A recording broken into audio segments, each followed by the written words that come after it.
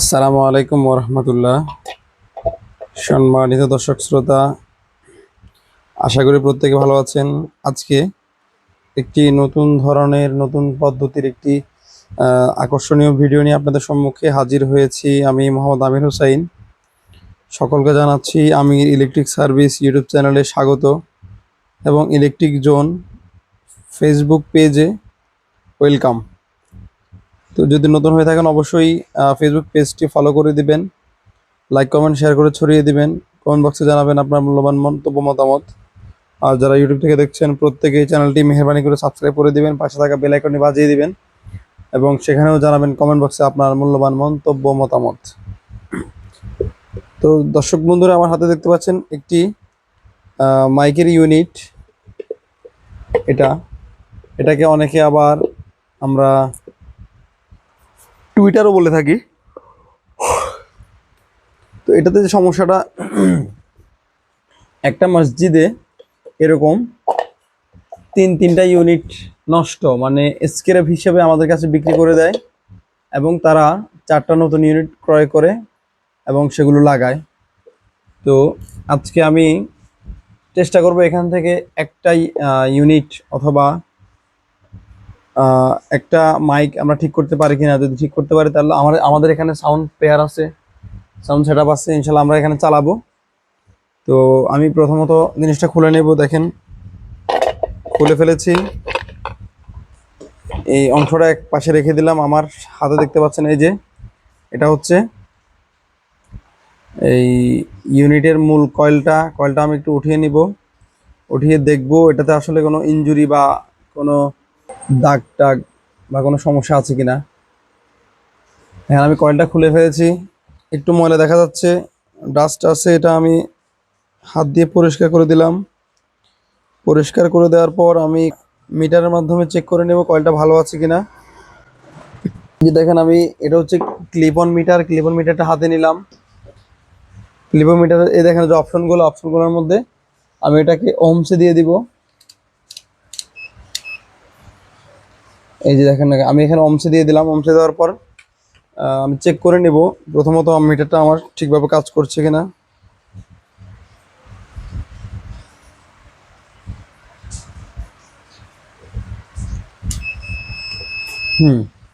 মিটারের সিগন্যাল পাচ্ছি, এই যে শব্দ হচ্ছে, কাজ করতেছে। তো এখন আমি কয়েলের এই দুই টার্মিনালের দুই প্রান্তে দুটো মিটারের কেবল লাগিয়ে দেখবো যেটা সঠিকভাবে কাজ করে কিনা। যাক, আলহামদুলিল্লাহ, দেখতে পাচ্ছি আমরা মিটারের সিগন্যাল দিচ্ছে যে কয়েল ওকে আছে, কয়েলের টার্মিনাল ঠিক আছে। আলহামদুলিল্লাহ, শুক্রিয়া। হয়তো বা আমরা এটা চালাতে পারবো।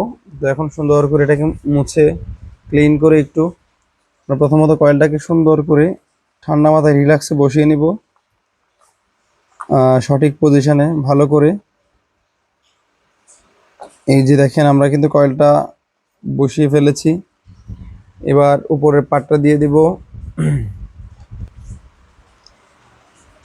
তারপর উপরের অংশটা এবার বসিয়ে দিব।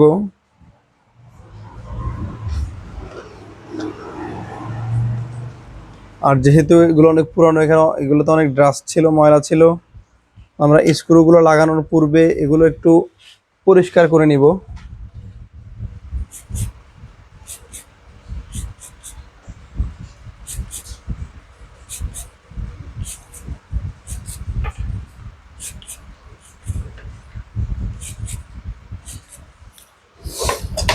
স্ক্রুগুলো পরিষ্কার করা শেষ।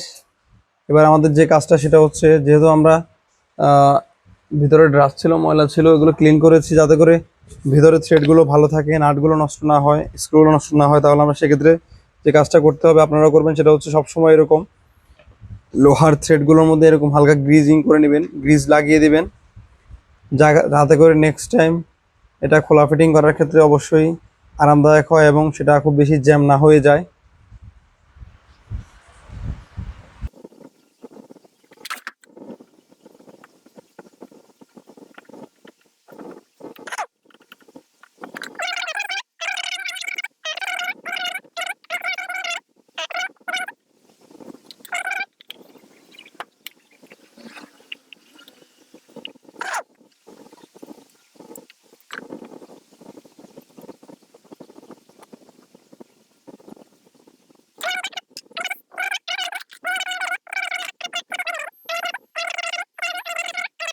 করি দেখতে পারবেন। দর্শক বন্ধুরা দেখেন, আমরা কিন্তু ইউনিটটা এখানে ফিটিং করে ফেলেছি। এই যে কানেকশন দিয়ে দিলাম স্পিকারের সাথে। এখন এটা আসলে বাজে কিনা, সাউন্ড দিচ্ছে কিনা আমরা একটু অ্যাম্প্লিফায়ারটা অন করে দেখবো ইনশাল্লাহ। সঙ্গে থাকুন। সুইচটা দিলাম, বিসমিল্লাহ। Power on. আলহামদুলিল্লাহ, খুবই ক্লিন Audio শব্দ in হচ্ছে, touch. শুনতে পাচ্ছেন? ভালো সাউন্ড দিচ্ছে। এই অপশনটা চেঞ্জ করতো। Bluetooth mode. মাশাআল্লাহ, Bluetooth connected. খুব ভালো সাউন্ড দিচ্ছে।